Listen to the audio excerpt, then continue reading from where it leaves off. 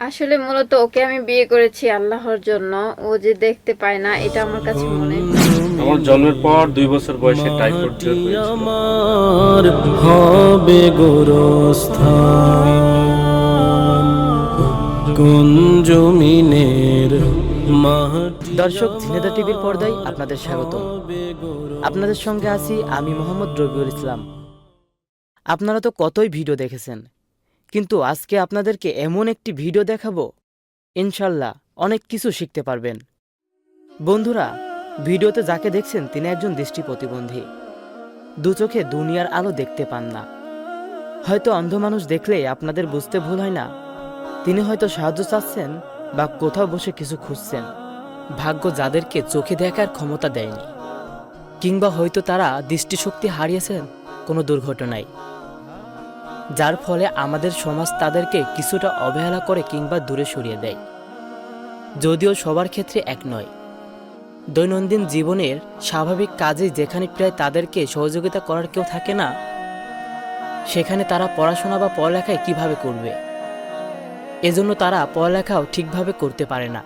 কিন্তু না, একজন ঠিকই এগিয়ে এলেন। এই মানুষটি এতদূর কষ্ট করে এসেছেন, কিন্তু তুলে ধরার মতো কেউ নেই। বন্ধুরা, চলুন তার সাথে কথা বলি। আপনি কেমন আছেন? আলহামদুলিল্লাহ। আমার নাম মাসুদ খান। আপনার পরিবারে কে কে আছেন? পরিবারের বর্তমানে মা, বোন, আমার ওয়াইফ, আমার একটি কন্যা সন্তান। পড়ালেখা আমি ঢাকা বিশ্ববিদ্যালয় থেকে অনার্স মাস্টার্স করেছি সঙ্গীত বিষয়ে। তো বর্তমানে আহ, মানে মিউজিক করছি না, ওই সঙ্গীতটা ছেড়ে দিয়ে আমি এখন ইসলামী সঙ্গীত করছি। আগে যে ওটা করতাম, কিন্তু এই 2 বছর হলো আমি ইসলামী সঙ্গীতে চলে এসেছি, এখন ইসলামী সঙ্গীত নিয়ে কাজ করছি। আচ্ছা মাসুদ ভাই, আপনি যে চোখে দেখতে পান না, এটা কত বছর বয়স থেকে কিভাবে হলো? আমার জন্মের পর 2 বছর বয়সে টাইফয়েড জ্বর হয়েছিল।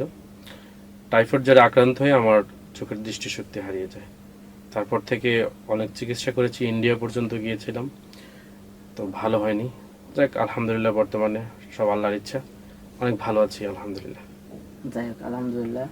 তো আপনি চোখে দেখতে পান না, কাজ করেন কিভাবে? কাজ তো আসলে নিজে নিজে শিক্ষা অর্জন করেছি, সবার চেষ্টায়, আল্লাহর ইচ্ছায়।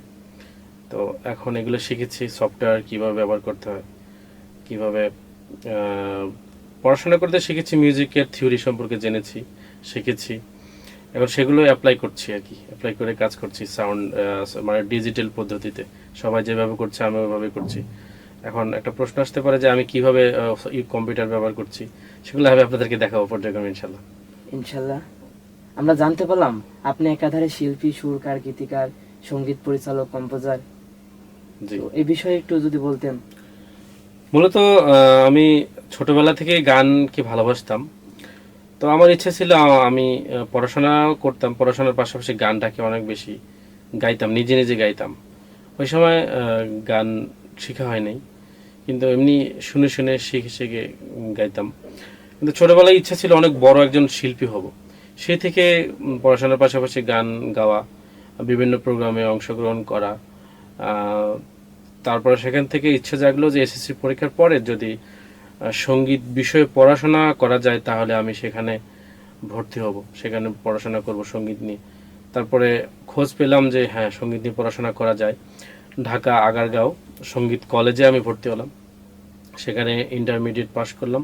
করার পরে আরও উচ্চতর ডিগ্রি নেওয়ার জন্য আমি ঢাকা বিশ্ববিদ্যালয়ে ভর্তি পরীক্ষায় অংশগ্রহণ করলাম, সেখানেও আলহামদুলিল্লাহ চান্স হলো।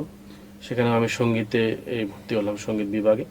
সেখানে সঙ্গীত নিয়ে অনার্স এবং মাস্টার্স করলাম নজরুল সঙ্গীতের উপরে। তারপরে চিন্তাধারা চেঞ্জ হলো আস্তে ধীরে, যে আমি সঙ্গীত নিয়ে কিছু করব।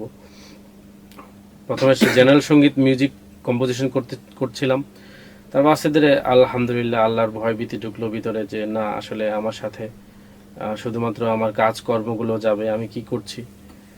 তো আস্তে ধীরে আমি এই লাইনটা চেঞ্জ করে আমি ইসলামী সঙ্গীতে চলে আসলাম। তো আপনি মোট কয়টা গানের কম্পোজিশন করেছেন? 300-র উপরে হবে। 300-র উপরে? জি, আমার নিজের পাশাপাশি ক্লায়েন্টদের কাজ। হ্যাঁ, তাহলে আপনি এতগুলো কাজের কম্পোজিশন করেছেন কিভাবে? তাহলে তো আপনার কম্পোজিশন দেখতে হবে আমাদের। অবশ্যই দেখাবো, অবশ্যই দেখাবো। সেটা কেমন করে করি শুরু থেকেই সব কিছু দেখতে পারবেন ইনশাল্লাহ। আসসালামু আলাইকুম। আলহামদুলিল্লাহ ভালো আছি। আমি এখন বর্তমানে অনার্স 4th ইয়ারে পড়তেছি। সে চোখে না দেখে সাউন্ড ডিজাইনের মতো একটা কঠিন কাজ একা করছে, তারপর একটা স্টুডিও সে পরিচালনা করছে। এত কঠিন একটা কাজ সে নীরবে একাই করে যাচ্ছে, কোনো মিডিয়া তার পাশে নেই। যদি ঝিনেদা টিভির মতো অন্যান্য মিডিয়াগুলো তার পাশে এসে দাঁড়াতো, তাহলে তার এই অদম্য প্রচেষ্টা সারা বিশ্বের বুকে তুলে ধরতে পারতো। আসলে মূলত ওকে আমি বিয়ে করেছি আল্লাহর জন্য। ও যে দেখতে পায় না এটা আমার কাছে মনে হয় না। মূলত সবার আগে ও হচ্ছে একটা মানুষ, দেখতে পায় না তাতে কি হয়েছে। ওর ভিতরে যে একটা অদম্য শক্তি আছে সেটা আমাকে মুগ্ধ করেছে, সেজন্য আমি ওকে বিয়ে করেছি। তো দর্শক, আমরা মাসুদ ভাইয়ের কম্পোজিশন দেখব, আপনারা আমাদের সঙ্গে থাকুন এবং ভিডিওটি দেখতে থাকুন। চলুন কম্পোজিশন দেখে আসি। হো হো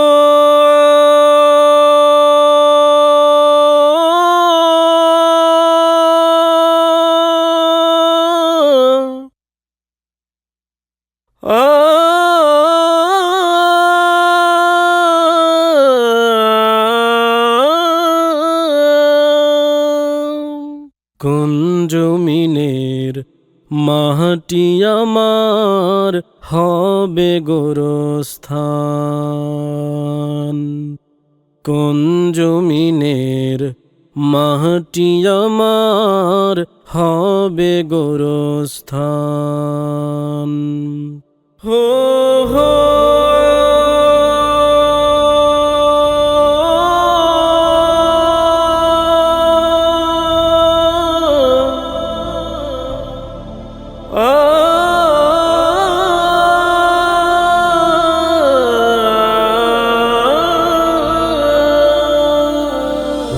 কোন জমিনের মাটি আমার হবে গোরস্থান, কোন জমিনের মাটি আমার হবে গোরস্থান।